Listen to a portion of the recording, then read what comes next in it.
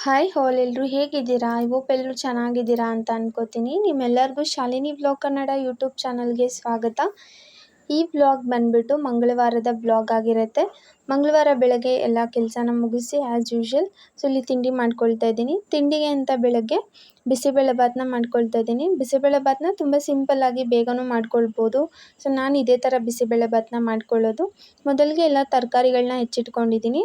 ಒಂದು ಕುಕ್ಕರ್ಗೆ ತರಕಾರಿ 2 ಲೋಟ ಅಕ್ಕಿ, ಹೆಚ್ಚಿಟ್ಕೊಂಡಿರುವಂಥ ಎಲ್ಲ ಥರದ ತರಕಾರಿ ಹಾಗೆ ಸ್ವಲ್ಪ ಉಪ್ಪು ಹಾಕ್ಬಿಟ್ಟು ನಾನು ಇಲ್ಲಿ 2 ವಿಷಲ್ ಅಥವಾ 3 ವಿಷಲ್ ಕೂಗಿಸ್ಕೊಳ್ಳೋದಕ್ಕೆ ಕುಕ್ಕರ್ಗೆ ಇಡ್ತಾಯಿದ್ದೀನಿ. ಹಾಗೆ ಟೊಮೊಟೊ ಈರುಳ್ಳಿ ಕೂಡ ಹಾಕ್ತಾಯಿದ್ದೀನಿ. ನೀವು ಬೇಕಿದ್ದರೆ ಅರಿಶಿನ ಪುಡಿ ಕೂಡ ಹಾಕ್ಕೊಳ್ಬೋದು. ನಾನಿಲ್ಲಿ ಅರಿಶಿನ ಪುಡಿನ ಹಾಕಿಲ್ಲ, ಅರಿಶಿನದ ಪುಡಿ ಖಾಲಿಯಾಗಿತ್ತು ಹಾಗಾಗಿ.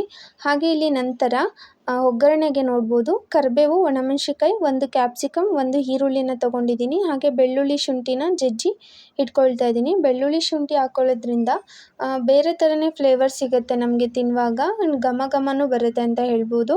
ಹಾಗಾಗಿ ಇಲ್ಲಿ ಶುಂಠಿ ಮತ್ತು ಬೆಳ್ಳುಳ್ಳಿನ ಸ್ವಲ್ಪ ಜಜ್ಜಿಟ್ಕೊಳ್ತಾ ಇದ್ದೀನಿ. ಇಲ್ಲಿ 2 ವಿಷಲ್ ಆಗಿದ ನಂತರ ಒಂದು ಪಾತ್ರೆಗೆ ತುಪ್ಪ ಹಾಕ್ಕೊಳ್ತಾ ಇದ್ದೀನಿ. ತುಪ್ಪ ಇದ್ದರೆ ಹಾಕ್ಕೊಳ್ಳಿ, ತುಂಬ ಚೆನ್ನಾಗಿರುತ್ತೆ. ಇಲ್ಲಾಂದರೆ ನಾರ್ಮಲಾಗಿ ಎಣ್ಣೆ ಕೂಡ ಬಳಸ್ಬೋದು. ನಾನಿಲ್ಲಿ ಒಂದು ಪಾತ್ರೆಗೆ ತುಪ್ಪನ ಹಾಕ್ಕೊಂಡು ನಂತರ ಸಾಸಿವೆ, ಶುಂಠಿ, ಬೆಳ್ಳುಳ್ಳಿನ ಹಾಕ್ಕೊಳ್ತಾ ಇದ್ದೀನಿ. ಹಾಗೆ ಒಗ್ಗರಣೆಗೆ ಒಣಮೆಣ್ಸಿನ್ಕಾಯಿ, ಕರಿಬೇವು ಕೂಡ ಹಾಕ್ಕೊಳ್ತಾ ಇದ್ದೀನಿ. ಇದೆಲ್ಲ ಆಗಿದ ನಂತರ ಈರುಳ್ಳಿನ ಹಾಕ್ಕೊಳ್ತಾ ಇದ್ದೀನಿ. ಇದೆಲ್ಲ ಎಣ್ಣೆಲಿ ಚೆನ್ನಾಗಿ ಫ್ರೈ ಆಗಲಿ. ಇದೆಲ್ಲ ಚೆನ್ನಾಗಿ ಎಣ್ಣೆಲಿ ಫ್ರೈ ಆಗಿದ ನಂತರ ನೆಕ್ಸ್ಟು ನನ್ನ ಹತ್ರ ಕ್ಯಾಪ್ಸಿಕಮ್ ಹೆಚ್ಚಿಟ್ಕೊಂಡಿದ್ದೆ ಅಲ್ವಾ, ಅದನ್ನು ಕೂಡ ಹಾಕ್ತಾಯಿದ್ದೀನಿ. ಕ್ಯಾಪ್ಸಿಕಮ್ ಕೂಡ ಎಣ್ಣೆಲಿ ಸ್ವಲ್ಪ ಫ್ರೈ ಆಗಲಿ. ಇದೆಲ್ಲ ಚೆನ್ನಾಗಿ ಫ್ರೈ ಆದ ನಂತರ ನೀವು ನೋಡ್ತಾ ಇರ್ಬೋದು ಸ್ವಲ್ಪ ಎಣ್ಣೆಲಿ ಫ್ರೈ ಆಗೋದಕ್ಕೆ ಬಿಡೋಣ. ಕ್ಯಾಪ್ಸಿಕಮ್ನ ಲಾಸ್ಟಲ್ಲಿ ಬರೀ ಎಣ್ಣೆಲಿ ಫ್ರೈ ಮಾಡಿ ಹಾಕ್ಕೊಳ್ತೀನಿ ಅಂದ್ರೂ ನೀವು ಹಾಕ್ಕೊಳ್ಬೋದು. ಅದು ಸ್ವಲ್ಪ ಕ್ರಿಸ್ಪಿಯಾಗಿ ಚೆನ್ನಾಗಿರುತ್ತೆ. ಇಲ್ಲ ನಾವು ಒಗ್ಗರಣೆಗೆ ಹಾಕ್ಕೊಳ್ತೀವಿ ಅಂತಂದರೆ ಒಗ್ಗರಣೆ ಕೂಡ ಹಾಕ್ಕೊಳ್ಬೋದು. ನಾನಿಲ್ಲಿ ಡೈರೆಕ್ಟ್ ಒಗ್ಗರಣೆಗೆ ಹಾಕ್ಕೊಳ್ತೀನಿ. ಹಾಗೆ ಇಲ್ಲಿ ಪಕ್ಕದ ಗ್ಯಾಸಲ್ಲಿ ಆಲ್ರೆಡಿ ಬೇಯಿಸಿಟ್ಕೊಂಡಿರುವಂಥದ್ದನ್ನ ಲೋ ಫ್ಲೇಮ್ ಹಾಕಿ ಇಡ್ತಾಯಿದ್ದೀನಿ, ಸ್ವಲ್ಪ ಕುದೀಲಿ ಅಂತ ಅಷ್ಟೇ. ಏಕೆಂದರೆ ನಾನು ಆಗಲೇ ಮಾಡಿಟ್ಟಿದ್ದೆ ಅಲ್ವಾ, ವಿಷಲ್ ಕೂಡ ಪ್ರೆಷರ್ ಕೂಡ ಹೋಗಿತ್ತು. ಹಾಗಾಗಿ ಸ್ವಲ್ಪ ಲೋ ಫ್ಲೇಮಲ್ಲಿ ಕುದಿಯೋದಕ್ಕೆ ಇಟ್ಕೊಳ್ಳಿ. ನಿಮ್ಗೇನಾದ್ರು ತುಂಬ ಗಟ್ಟಿ ಇದ್ದರೆ ನೀರು ಹಾಕ್ಕೊಂಡು. ಹಾಗೆ ಇಲ್ಲಿ ಒಗ್ಗರಣೆ ಹಾಕ್ಕೊಂಡಿರೋದಕ್ಕೆ ಹುಣಸೆ ರಸ, ಉಪ್ಪು ಹಾಕ್ಕೊಳ್ತಾ ಇದ್ದೀನಿ. ಹಾಗೆ ಇಲ್ಲಿ ಬಿಸಿಬೇಳೆಭಾತ್ ಪೌಡರ್ ಕೂಡ ಹಾಕ್ಕೊಳ್ತಾ ಇದ್ದೀನಿ 2 ಸ್ಪೂನ್.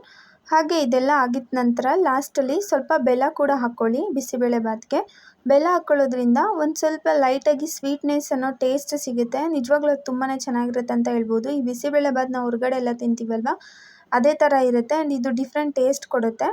ಹಂಗಾಗಿ ಲಾಸ್ಟಲ್ಲಿ ಸ್ವಲ್ಪ ಬೆಲ್ಲ ಹಾಕ್ಕೊಳ್ಳೋದನ್ನ ಮರಿಬೇಡಿ. ಆ್ಯಂಡ್ ಇದೆಲ್ಲ ಆಗಿದ ನಂತರ ಲೋ ಫ್ಲೇಮಲ್ಲಿ ಒಂದು 2-3 ನಿಮಿಷ ಕುದಿಸಿದ್ರೆ ಬಿಸಿಬೇಳೆಭಾತ್ ರೆಡಿ ಆಗುತ್ತೆ. ನೀವು ನೋಡ್ತಾ ಆಯಿತು. ಬೆಲ್ಲನ ನಾವು ಒಗ್ಗರಣೆ ಮಾಡಿಟ್ಕೊಂಡಿರ್ತೀವಲ್ವ, ಹುಣಸೆ ರಸ ಆವಾಗಲೇ ಹಾಕ್ಬಿಡಿ. ನೋಡ್ಬೋದು ಬಿಸಿಬೇಳೆಭಾತ್ ಎಷ್ಟು ಚೆನ್ನಾಗಿ ಬಂದಿದೆ ಅಲ್ಲ, ಪರ್ಫೆಕ್ಟಾಗಿ ಬಂದಿದೆ ಅಂತಲೇ ಹೇಳ್ಬೋದು. ಬಿಸಿಬೇಳೆಭಾತ್ ಜೊತೆ ಒಳ್ಳೆಯೇ ಕಾಂಬಿನೇಷನ್ ಮಿಕ್ಸ್ಚರ್ ಅಂತ ಹೇಳ್ಬೋದು. ಹಾಗೆ ಈ ವ್ಲಾಗ್ ಬಂದುಬಿಟ್ಟು ಇದು ಸಾಯಂಕಾಲದ ವ್ಲಾಗ್ ಆಗಿರುತ್ತೆ, ಮಂಗಳವಾರದ್ದೇ ಸಾಯಂಕಾಲ ವ್ಲಾಗ್ ಆಗಿರುತ್ತೆ. ಇಲ್ಲಿ ಒಂದು ಸ್ವಲ್ಪ ಹಣ್ಣಿತ್ತು, ಹಾಗಾಗಿ ಐಸ್ ಕ್ರೀಮ್ ಕೂಡ ಇತ್ತು. ಬರೀ ಐಸ್ ಕ್ರೀಮ್ ಏನು ತಿನ್ನೋದು ಅಂತ ಈ ಥರ ಮಾಡ್ಕೊಳ್ತಾ ಇದ್ದೀನಿ. ಐಸ್ ಕ್ರೀಮ್ ಸ್ಮೂದಿ ಅಂತಲೇ ಕರಿಬೋದು.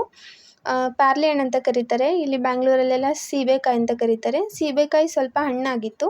ಸೀಬೆಕಾಯಿನ ಹೆಚ್ಕೊಂಡು ಅದಕ್ಕೆ ಸ್ವಲ್ಪ ಡ್ರೈ ಫ್ರೂಟ್ಸ್ನ ಹಾಕ್ಕೊಳ್ತಾ ಇದ್ದೀನಿ. ಡ್ರೈ ಫ್ರೂಟ್ಸ್ನ ನೀವೇನಾದರೂ ಸ್ವಲ್ಪ ಫ್ರೈ ಮಾಡಿಬಿಟ್ಟು ಹಾಕ್ಕೊಳ್ತೀನಿ ಅಂದ್ರೂ ಚೆನ್ನಾಗಿರುತ್ತೆ.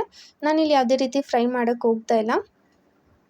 ದ್ರಾಕ್ಷಿ, ಗೋಡಂಬಿ, ಬಾದಾಮಿ, ಪೀನಟ್ಸ್ ಇತ್ತು, ಅದು ಕೂಡ ಹಾಕ್ಕೊಳ್ತಾ ಇದ್ದೀನಿ. ಕಪ್ಪು ದ್ರಾಕ್ಷಿ ಕೂಡ ಇತ್ತು, ಅದನ್ನೆಲ್ಲ ಸ್ವಲ್ಪ ಚಿಕ್ಕದಾಗಿ ಹೆಚ್ಕೊಳ್ತಾ ಇದ್ದೀನಿ. ಒಂದೊಂದೇ ಹಾಕಿದ್ರೆ ಚೆನ್ನಾಗಿರೋದಿಲ್ಲ ಅಂದ್ಬಿಟ್ಟು ಸ್ವಲ್ಪ ಚಿಕ್ಕದಾಗಿ ಹೆಚ್ಚಿ ಹಾಕ್ಕೊಂಡ್ರೆ ಬಾಯಿಗೆ ಸಿಗುವಾಗಲೂ ಚೆನ್ನಾಗಿರುತ್ತೆ ಅಂತ ಹೇಳ್ಬಿಟ್ಟು ಇಲ್ಲಿ ಐಸ್ ಕ್ರೀಮ್ ಸ್ಮೂದಿನ ಮಾಡ್ಕೊಳ್ತಾ ಇದ್ದೀನಿ. ಐಸ್ ಕ್ರೀಮ್ ನಾನು ಮನೇಲಿ ಮಾಡಿರೋದಲ್ಲ, ತೊಗೊಂಡು ಬಂದಿರೋದು, ಐಸ್ ಕ್ರೀಮ್ ಪಾರ್ಲರಿಂದ ತೊಗೊಂಡು ಬಂದಿರುವಂಥದ್ದು. ಈ ಥರ ಎಲ್ಲ ಹೆಚ್ಚಿಟ್ಕೊಂಡು ನೋಡ್ಬೋದು ಕಪ್ಪು ದ್ರಾಕ್ಷಿನ ತೊಗೊಳ್ತಾ ಇದ್ದೀನಿ. ಆಲ್ರೆಡಿ ಹೆಚ್ಚಿಟ್ಕೊಂಡಿರುವಂಥ ಒಂದು ಹಣ್ಣನ್ನು ಬೌಲ್ಗೆ ಹಾಕಿಟ್ಕೊಂಡಿದ್ದೀನಲ್ವ, ಅದೇ ಬೌಲ್ಗೆ ಇವಾಗೇನೆಲ್ಲ ನಾನು ಕಟ್ ಮಾಡಿ ಇಟ್ಕೊಂಡಿರುವಂಥ ಡ್ರೈ ಫ್ರೂಟ್ಸ್ನ ಹಾಕ್ಕೊಳ್ತಾ ಇದ್ದೀನಿ. ನೀವು ನೋಡ್ಬೋದು ಈ ಥರ ಎಲ್ಲ ಡ್ರೈ ಫ್ರೂಟ್ಸ್ನ ಹಾಕ್ಕೊಂಡು ಲಾಸ್ಟಲ್ಲೇ ಐಸ್ ಕ್ರೀಮ್ ಹಾಕ್ಕೊಂಡು ಸ್ವಲ್ಪ ಮಿಕ್ಸ್ ಮಾಡಿದ್ರೆ ಐಸ್ ಕ್ರೀಮ್ ಸ್ಮೂದಿ ರೆಡಿಯಾಗೇ ಹೋಯಿತು. ಆ್ಯಂಡ್ ಪೀನಟ್ಸ್ ಕೂಡ ಕಟ್ ಮಾಡ್ತಾಯಿದ್ದೀನಿ, ಕಟ್ ಮಾಡಿರಲಿಲ್ಲ.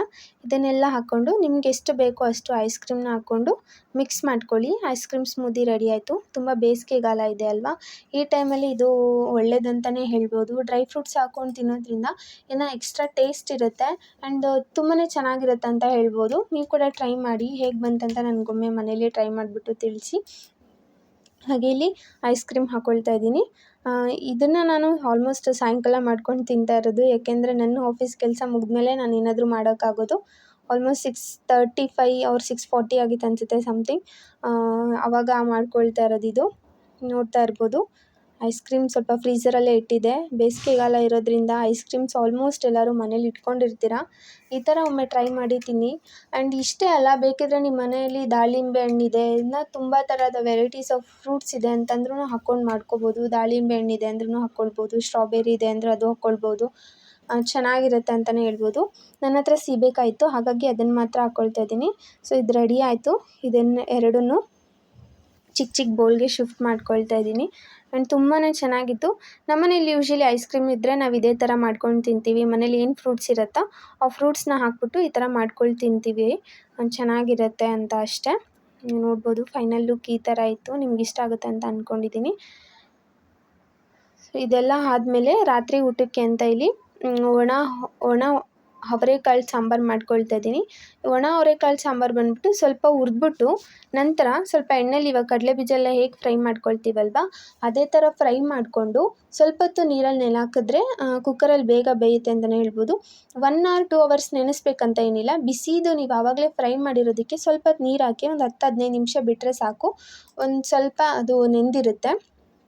ಹಾಗೆ ಇಲ್ಲಿ ಒಂದು ಜಾರ್ಗೆ ಈರುಳ್ಳಿ, 2 ಟೊಮೊಟೊ, ಸಾಂಬಾರು ಪುಡಿ, ಖಾರದ ಪುಡಿನ ಹಾಕ್ಕೊಳ್ತಾ ಇದ್ದೀನಿ. ಹುಣಸೆ ಹಣ್ಣು ಬೇಕಾದರೂ ಹಾಕ್ಕೊಳ್ಬೋದು. ನಾನಿಲ್ಲಿ ಸಾಂಬಾರಿಗೆಲ್ಲ ಒಗ್ಗರಣೆ ಹಾಕಿದ್ಮೇಲೆ ಹುಣಸೆ ರಸನ ಲಾಸ್ಟಲ್ಲಿ ಹಾಕ್ಕೊಳ್ತಾ ಇದ್ದೀನಿ. ನಂತರ ಕಾಯಿ ಇದಿಷ್ಟನ್ನು ಮಿಕ್ಸಿ ಮಾಡಿಕೊಂಡು ಇಲ್ಲಿ ಒಗ್ಗರಣೆಗೆ ಅಂತ ಇನ್ನೊಂದು ಚಿಕ್ಕದು ಪೀಸ್ ಈರುಳ್ಳಿನ ಹೆಚ್ಕೊಳ್ತಾ ಇದ್ದೀನಿ. ಹಾಗೆ ಒಂದು ಆಲೂಗೆಡ್ಡೆ, ಸ್ವಲ್ಪ ಕರಿಬೇವು, ಹಾಗೆ ಒಂದು ಕುಕ್ಕರ್ ಇಟ್ಬಿಟ್ಟು ಕುಕ್ಕರ್ಗೆ ಸ್ವಲ್ಪ ಎಣ್ಣೆ, ಸಾಸಿವೆ, ಈರುಳ್ಳಿ, ಕರಿಬೇವನ್ನ ಒಗ್ಗರಣೆ ಮಾಡ್ಕೊಳ್ತಾ ಇದ್ದೀನಿ. ನಾವು ಯೂಶ್ವಲಿ ಹೇಗೆ ಒಗ್ಗರಣೆ ಮಾಡ್ಕೊತೀವಿ ಅಂತ ಎಲ್ಲರಿಗೂ ಗೊತ್ತಿರುತ್ತೆ.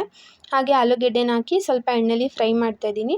ಇದಿಷ್ಟು ಫ್ರೈ ಆಗಿದ ನಂತರ ನಾವೇನು ಮಿಕ್ಸಿ ಮಾಡಿಟ್ಕೊಂಡಿದ್ವಿ ಅಲ್ವಾ, ಖಾರ ಮಾಡಿಟ್ಕೊಂಡಿದ್ದೀವಲ್ವ ಅದನ್ನು ಹಾಕ್ಕೊಂಡು ಅದನ್ನು ಸ್ವಲ್ಪ ಎಣ್ಣೆಲಿ ಫ್ರೈ ಮಾಡ್ತಾಯಿದ್ದೀನಿ. ಇದಿಷ್ಟು ಎಣ್ಣೆಲಿ ಫ್ರೈ ಆಗಿದ ನಂತರ ನೀವು ನೋಡ್ಬೋದು ನಾನು ಆಗಲೇ ಅವರೆಕಾಳನ್ನ ಹಾಗೆ ಡ್ರೈ ಫ್ರೈ ಮಾಡಿಬಿಟ್ಟು ಸ್ವಲ್ಪ ಹೊತ್ತು ನೀರಲ್ಲಿ ನೆನೆ ಹಾಕಿದ್ದೆ. ಅದನ್ನು ಇವಾಗ ಇದಕ್ಕೆ ಹಾಕ್ಕೊಳ್ತಾ ಇದ್ದೀನಿ. ಆ್ಯಂಡ್ ಇದು ಹಾಕ್ಕೊಂಡು ಇದನ್ನು ಸ್ವಲ್ಪ ಎಣ್ಣೆಲಿ ಫ್ರೈ ಮಾಡಿ ಖಾರನೂ ಹಾಕ್ಕೊಂಡಿದ್ದೆ ಅಲ್ವ, ಇದನ್ನು ನೀಟಾಗಿ ಎಣ್ಣೆಲಿ ಫ್ರೈ ಮಾಡ್ಕೊಳ್ಳಿ.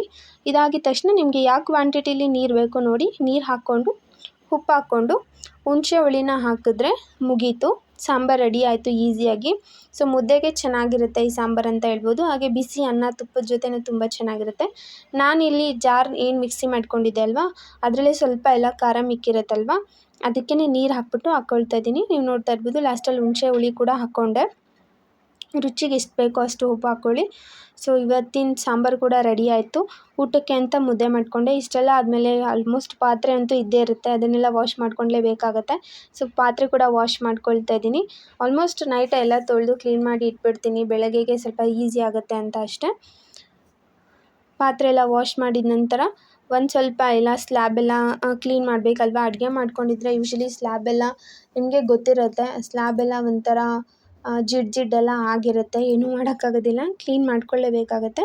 ಸೊ ಇಲ್ಲಿ ಪಾತ್ರೆ ಎಲ್ಲ ವಾಶ್ ಮಾಡಿಬಿಟ್ಟು ಸ್ಲ್ಯಾಬ್ನ ಕೂಡ ಕ್ಲೀನ್ ಮಾಡ್ಕೊಳ್ಳೋ ಅಷ್ಟೊತ್ತಿಗೆ ಸಾಂಬಾರು ಕೂಡ ರೆಡಿ ಆಯಿತು. ನೀವು ನೋಡ್ಬೋದು ಎಲ್ಲ ಕ್ಲೀನ್ ಮಾಡ್ಕೊಂಡಿದ್ದಾಯಿತು, ಸಾಂಬಾರು ಕೂಡ ರೆಡಿ ಆಯಿತು.